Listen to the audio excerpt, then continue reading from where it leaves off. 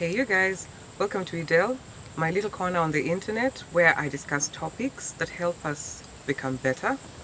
Today we're going to talk about breaking off engagements, okay?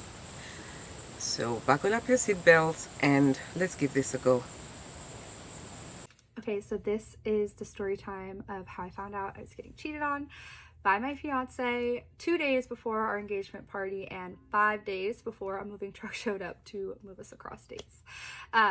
So this is just about when I found out. Obviously, there's like a whole story to it and it's wild, but for the sake of time, so it was a Friday and I had just left my staff Christmas party and I was driving to his house to do Christmas with his family because we were moving from Texas to California in like a week or two, and the moving truck was about to show up and all this stuff right before Christmas. So we were going to do Christmas with his family because they're in Texas, and then do actual Christmas, like Christmas Day and stuff with my family in California. So I show up right away, something's off. He was supposed to be packing all day. I get there, he's acting weird, nothing's packed. I'm like, what the heck is going on? He lives with his grandma and they live on like 5 acres, and his mom and dad and brother live on the same land but in a different house. So he goes next door to his parents' house. I don't know why, he just goes next door. I'm at his grandma's house. He calls me and he's like, come over here, like I need to talk to you. I'm like, okay, something super weird's going on. So I go over there right away. I'm like, what the F's going on? You're acting so weird. And he's like, I cheated on you. Right away, I don't know how to process this. I'm like, what do you mean? What are you talking about? Like, when would you have even done this? Like, we're always together. What are you talking about? This doesn't make sense. Why are you telling me this now? Like, brain goes into overdrive. I go crazy. I'm super mad. But because I was so overwhelmed, like I could really only fixate on like one thing, and I just kept asking him like, why now? Like, why are you telling me this right now? Like, we just got engaged 2 weeks ago and we're about to have our party, we're about to move, like this is crazy timing, what is going on? And I'm like, when did this happen? Who did this happen with? Like, tell me everything. So he tells me it was just some random girl, and that it happened like a week or two into us dating, and it didn't mean anything, and he didn't, he was scared of how much he liked me. He didn't know like what our relationship was going to be, all this stuff, right? I'm like, okay, crazy. I give him the ring back. I'm like, you have been keeping this secret from me our entire relationship. You've been lying to me like crazy. And I tell him like, you're not moving with me and my family. Like, that's not happening. And I'm like, I don't know if we're still together, if we're gonna be together. I don't know about anything else, but those two things are not happening, at least not right now. Like, I need to process this, and these things are coming up and I can't deal with them. Cancel the party, cancel the engagement, like you're not moving with me, and then we'll figure out the rest. So I'm so pissed, but he's like, I love you so much. I want to be together. We're going to make it work, all this stuff. And I'm like, no, like you lied to me our entire time. And like, that was such a huge thing for me. Backstory, he worked at a bar, and not always, for the beginning of our relationship, I had really bad trust issues about that, because I was like, you're out at a bar every night with all these like beautiful women, and it just made me insecure. I just didn't like it. I was like, I don't want to date someone who's out in that scene every single night. Like, it drove me a little crazy. But by the time we got engaged, like I had already worked past all that. I trusted him completely, but come to find out, okay, we'll get there. Okay, anyways, I had a lot of trust issues. We had talked about cheating. I had talked about like I was a one and done kind of thing. Like, if you did that, I'm out of here. It's not a work through it kind of thing.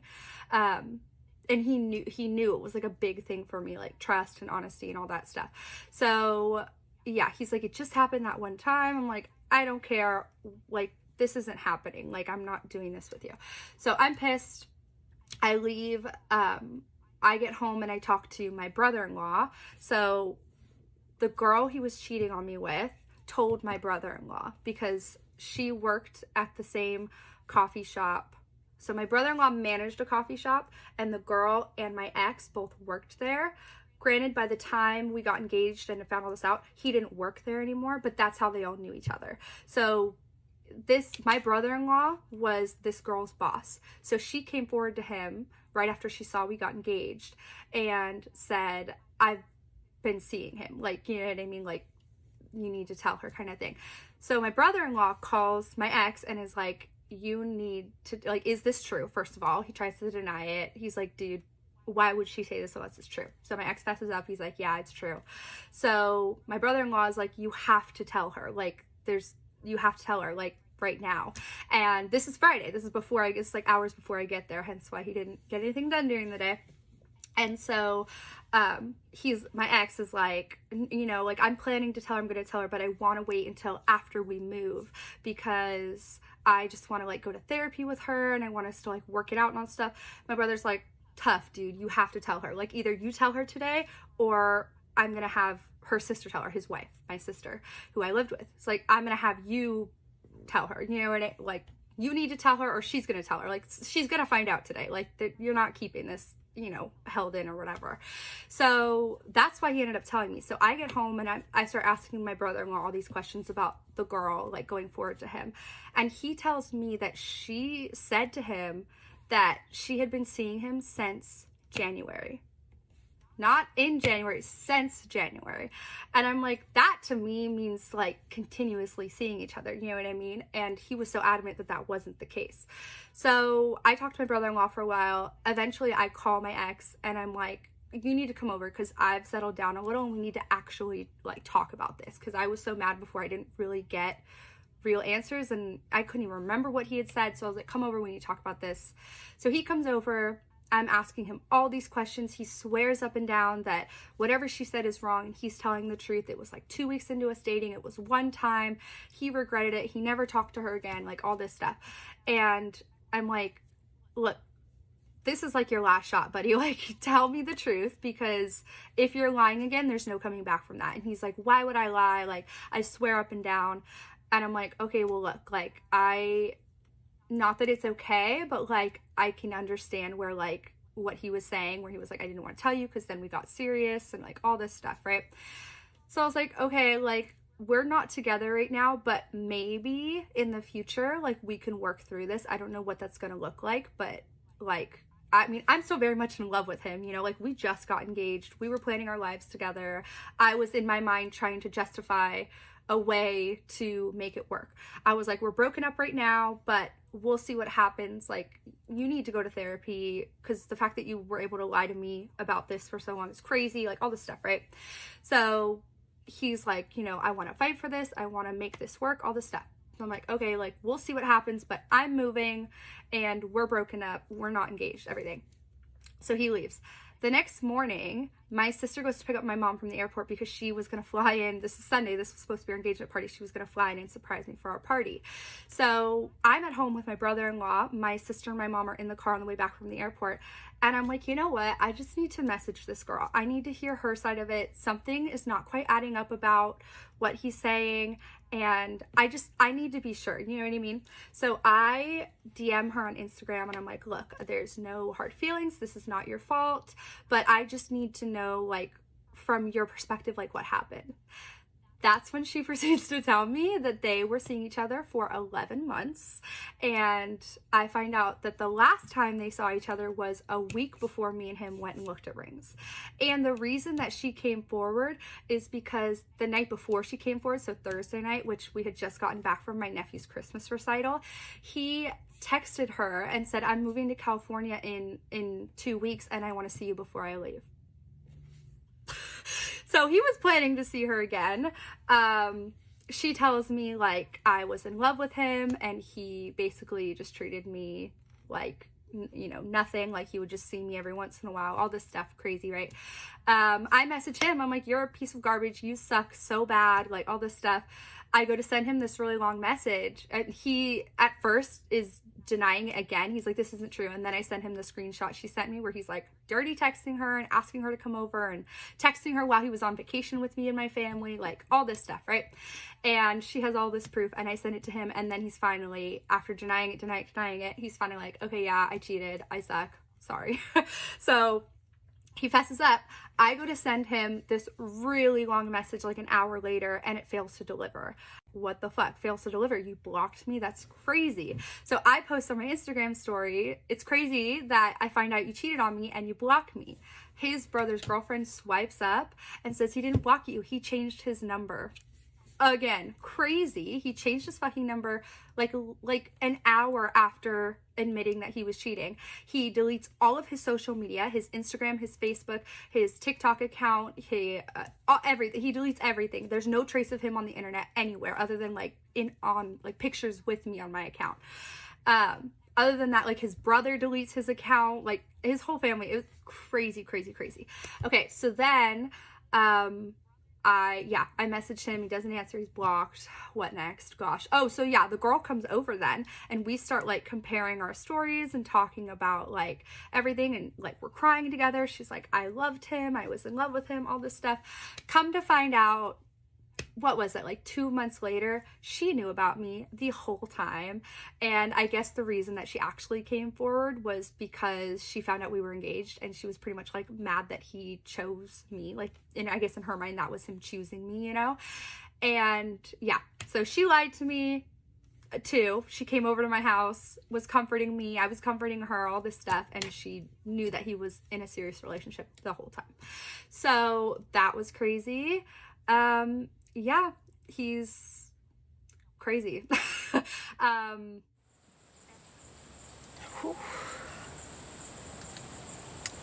This is a good one. It's like sort of bittersweet, you know.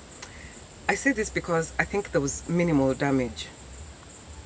I mean, emotionally, as opposed to if she went the full 9 yards, got married to this guy, and still just decided, okay, love will take us through this, and then sort of it gets worse as time goes by. So she got out and made the right decisions at the best time. I'm curious though, I couldn't help but wonder, did she make these decisions because of the fact that the family members already knew, and she thought it's already embarrassing and so shameful that she has no point of going through any of it? I'm so curious about that. I really wonder, could she have tried to work it out if it was only her and her boyfriend that had this information, and she just would have thought in the back of her head, I think we can make this work? I really hope not. You know, so many times we communicate our deal breakers, and we really believe that once we've communicated them, then we've set ourselves up for a brilliant, blissful future. But when they're broken, it's almost impossible for us to follow through with the ultimatums that we had given. When people are in the actual situation, it's more like thinking, okay, I forgive you. Even the Bible says I should forgive you, or the Quran or the Torah, all these books, they say we should forgive, and I know you'll not do it again, and then pretend like nothing happened, only that it's going to happen again and again.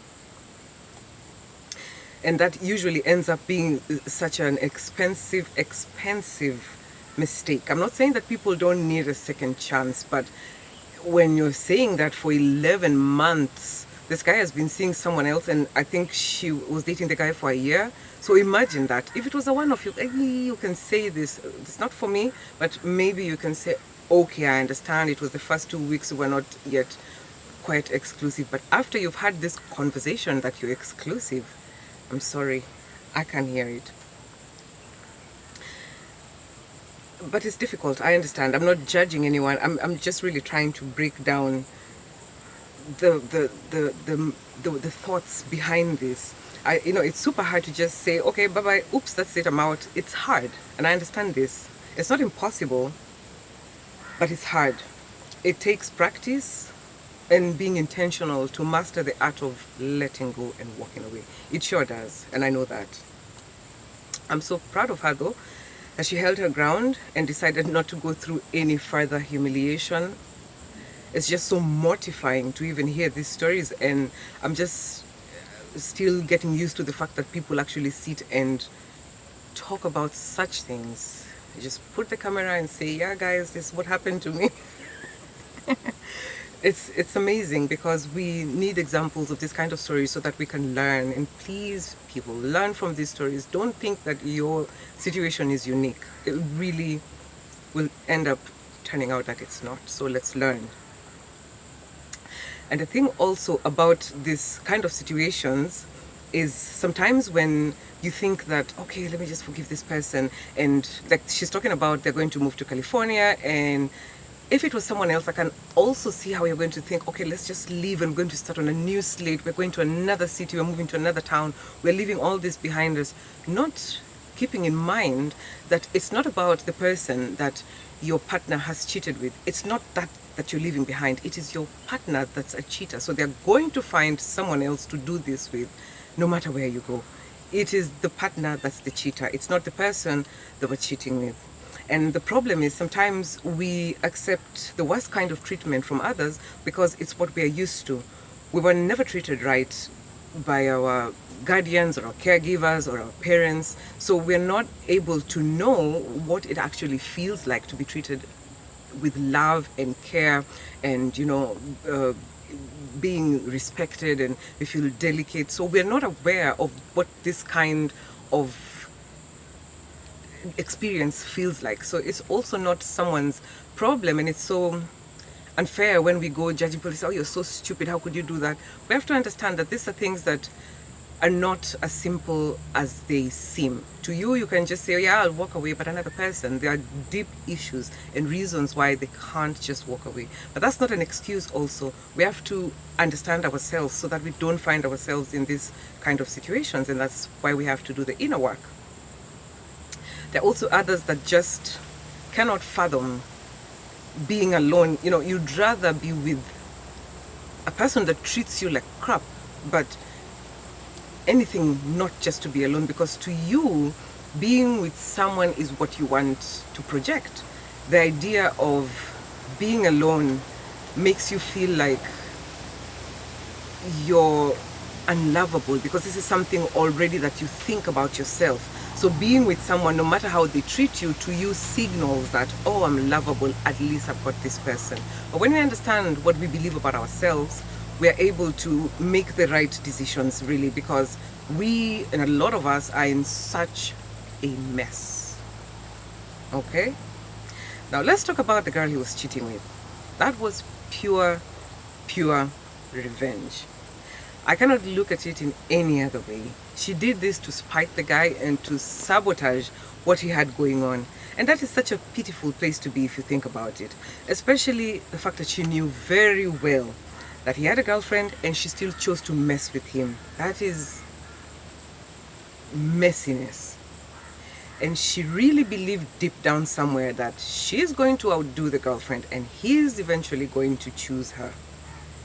And I guarantee you she was doing everything under the sun for him to think that she's much better, she's the one that he should be with. Yet none of these women are supposed to be fighting for this person. This person is not respecting you. You cannot see it, but you're caught up in this competition that you should not be in. This behavior is rooted in low self-worth. Such behavior is the person that's in it doesn't even know what's going on, but it is really rooted in low self-worth, and it's so deep that it's blinding and the person cannot see it. It's as simple as that. And I'm sure she was so happy about the breakup and she felt so proud of herself, which is so twisted in and of itself. And I'm also thinking about how the guy was, I think he was lying when he said that he was going to say the truth when they moved. If that was true, which I still don't think was true, it just means that he wanted to trap this girl and then now have her hostage. Now you've already moved, you've moved to another state, and now what can you do? Now you're there like his toy. He's going to do what he wants when he wants. Please, we need to do better. Okay, so that's it for today. Let's value ourselves. Let's not allow people to put you in a situation where you're knowingly somebody's sloppy seconds or whatever the case may be. Let's do better. Remember, you're not broken, you're not damaged, you're not unlovable, you're not too old, you're not too far gone, and it's definitely not too late. Start where you are. Thank you so much for being here. Share some of your experiences and thoughts with me in the comments, and let's get better together. I'll see you next time.